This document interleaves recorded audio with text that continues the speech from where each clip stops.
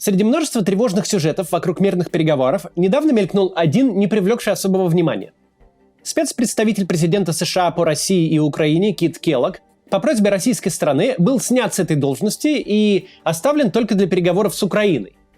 Его место фактически занял спецпредставитель по Ближнему Востоку Стив Уиткоф. Может показаться, что тут нет никакой разницы. Поменяли одно неизвестное нам лицо на другое. Но, судя по всему, за этим стоит изменение общего подхода США к внешней политике. Что будет влиять на ход переговоров? Давайте разберемся, кто такие эти два спецпредставителя и почему произошла такая замена.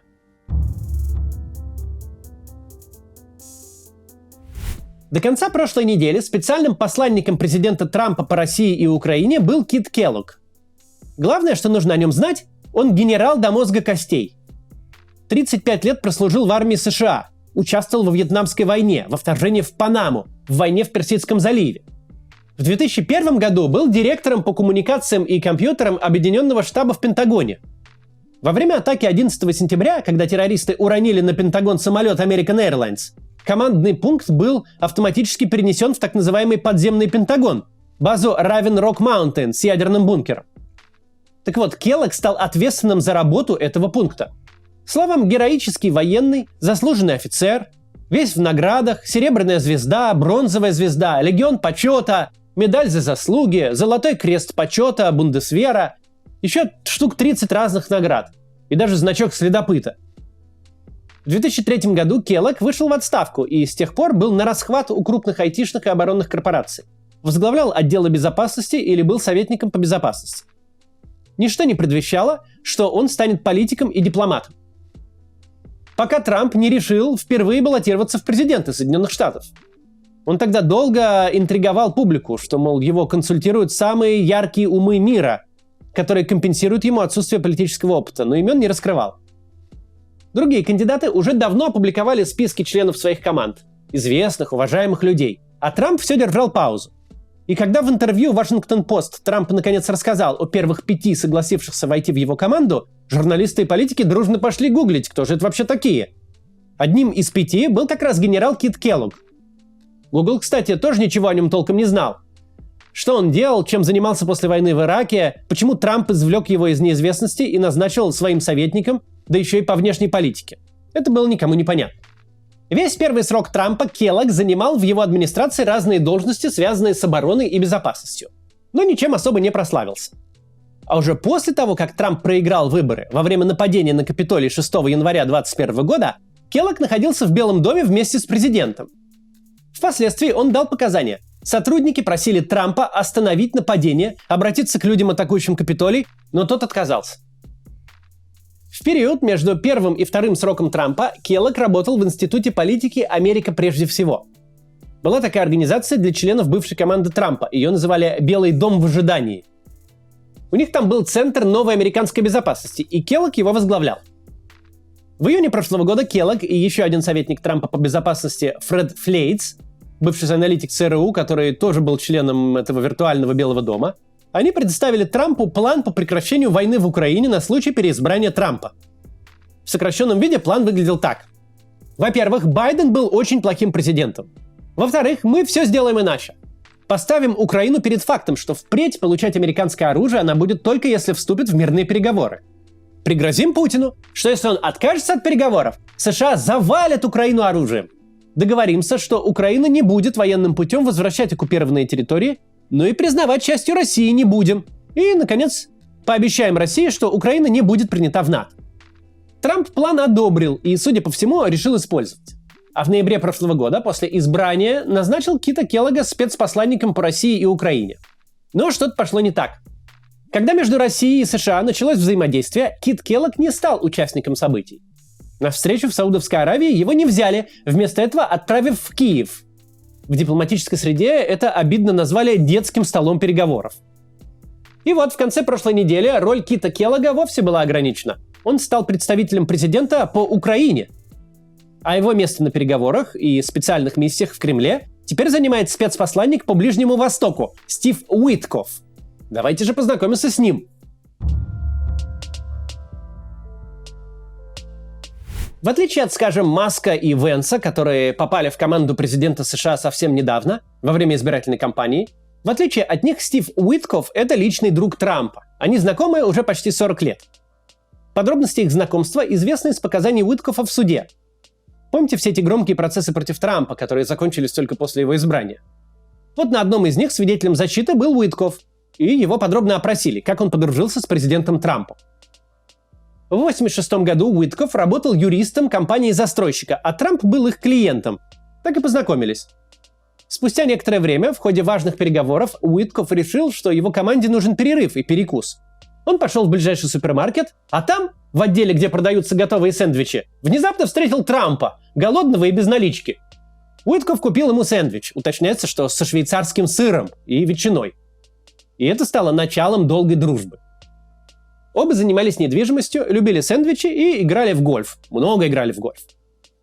Ровно потому, что Трамп и Уиткофф подружились задолго до того, как Трамп начал политическую карьеру, Уиткофф вообще не похож на обычных членов трамповской команды. Он не вовлекается в страсти по деланию Америки снова великой и чаще всего занимается привлечением денег и налаживанием отношений Трампа с другими членами республиканской партии. После праймерис именно Уиткофф привлек бывших соперников Трампа, Рона Десантиса и Ники Хейли, на его сторону. Партнеры по бизнесу описывают Уиткоффа как отличного переговорщика, понимающего, кому и что выгодно, какие уступки и компромиссы возможны, а какие нет. Но он вообще ни разу не дипломат, и вся эта кухня с долгими контактами, намеками и ритуалами не про Уиткоффа вообще. Если бы он в бизнесе деликатничал, так ни одного небоскреба бы не купил. А он купил больше 50, так что знает, как делаются дела. Словом, он умел заключать сделки и чувствовал, что может быть полезным. Так что, когда Трампа вновь избрали президентом, Стив Уиткофф сам заявил ему, что хочет разобраться с проблемой на Ближнем Востоке. Газа, заложники, Хамас, уже больше года там все тянется. А между прочим, люди страдают. Трамп среагировал в своем духе. Мол, профессиональных дипломатов туда уже назначали, но дело не движется. Так что давай, Стив, заставь их заключить сделку. И назначил его своим спецпосланником на Ближнем Востоке. Сделка, о которой шла речь, очень давно обсуждалась, но дело не двигалось. В Катаре шли переговоры между Хамасом и Израилем об обмене израильских заложников на заключенных палестинцев, о прекращении огня и поставках гуманитарной помощи для жителей Газы.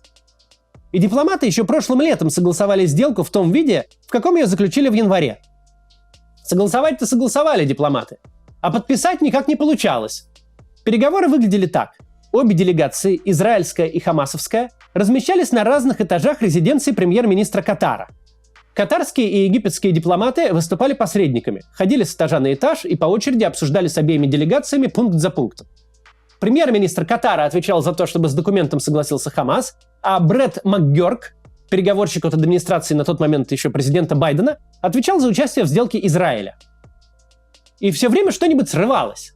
То обсуждение переходило в спор, должно ли перемирие стать постоянным или временным, то начинали уходить в подробности, как перемещенные лица в Газе смогут вернуться домой, то затевали новый торг за количество заключенных, которых освободят в обмен на заложников. В Израиле говорили, что сделка не очень-то нужна премьеру Нетаньяху, и он тормозит ее по своим политическим причинам. И вот 10 января Уиткофф присоединился к переговорам в Катаре. Основная проблема в тот момент была в том, что израильский премьер Нетаньяху требовал дополнительных уступок по буферной зоне. МакГёрк и Уиткофф разделили зоны ответственности. Первый остался наблюдать за израильской делегацией, чтобы они не передумали заключать сделку, а Уиткофф полетел в Израиль договариваться с Нетаньяху. Перед вылетом он предупредил администрацию израильского премьера. Ему нужна немедленная встреча с Нетаньяху. Ему ответили: к сожалению, срочно не выйдет. Шаббат. В ответ на это Уиткофф применил несколько убедительных, но не совсем дипломатических заклинаний, которые заставили израильского премьера увидеться с ним в субботу. Дальнейшее событие израильская газета «Аарец» описывала в терминах вроде «заломил руку за спину и пообещал оторвать яйца». Более корректная «Нью-Йорк Таймс» формулирует как «оказал необходимое давление». Словом, Нетаньяху убедили, в чем нужно, и он согласовал сделку. В результате к сегодняшнему дню освобождены 33 заложника, и переговоры продолжаются. Многие израильтяне надеются, что Уиткофф снова приедет в Израиль и займется этим вопросом вплотную. Судя по всему, именно из-за этого успеха Трамп решил назначить Уиткоффа и в переговорах с Россией. Первая проба была удачной. Месяц назад Уитков прилетел в Москву, больше 3 часов разговаривал с Путиным и вернулся не с пустыми руками. Забрал домой Марка Фогеля, американца, которого Россия обменяла на основателя криптовалютной биржи BTC Александра Винника. Спустя неделю Уитков вместе с Марко Рубио участвовал в переговорах с Россией в Саудовской Аравии. Эта встреча фактически означала восстановление двусторонних отношений России и США. После того, как Украина согласилась на 30-дневное прекращение огня, Уитков был отправлен в Москву с официальным предложением присоединиться к этой договоренности. В ночь с 13 на 14 марта Путин принял Уиткофа, но подробности этой встречи до сих пор неизвестны. Трамп назвал эти переговоры очень хорошими и продуктивными, а сам Уитков через несколько дней обтекаемо сообщил, что говорил с Путиным о конкретных вещах и добился прогресса. Итак, почему же спецпредставителя по России и Украине генерала Кита Келлога заменили на Стива Уиткофа, спецпредставителя по Ближнему Востоку? На первый взгляд все очевидно. Уитков – личный друг Трампа, Уитков хорошо показал себя на переговорах с Израилем, эффективный переговорщик, он гибкий и умеет заключать сделки.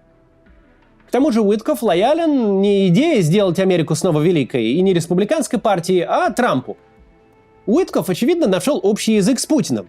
2 встречи, обе по 3 с лишним часа, и у Уиткофа говорить про Путина нейтрально или даже комплиментарно язык не отвалился. Уитков же не прямолинейный старый генерал.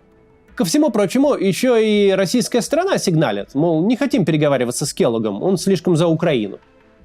Словом, говорить не о чем, в такой ситуации любой бы заменил Келлога на Уиткофа.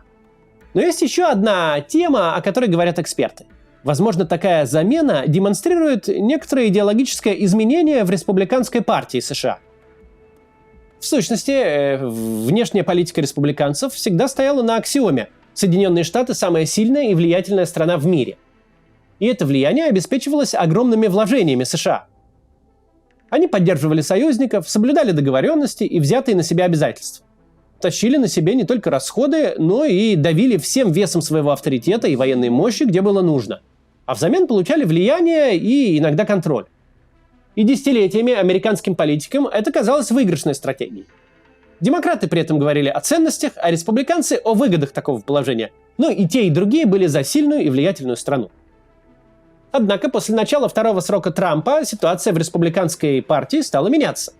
Эксперты говорят, концепция «America First» исключает привычный подход – чересчур вкладываться, чтобы союзникам легче жилось. В партии появилась влиятельная фракция во главе с вице-президентом Венсом, которая находит неприемлемым, что так много ресурсов уходит на сторону. С этой точки зрения основная задача президента не защитить Украину или даже Европу, а просто заставить войну остановиться, чтобы не растрачивать ресурсы на американских налогоплательщиков. И классический республиканец, генерал Келлог, не понимает разницы между старым подходом и новым. А также, возможно, он не очень эффективен на этой позиции. А вот Уитков ловит на лету, решает задачу так, как нужно Трампу, и показал уже свою эффективность в очень сложных переговорах Израиля с Хамасом, успехов которых добиться не могли очень долго. Это важный и интересный сюжет, будем и дальше за ним следить. До завтра!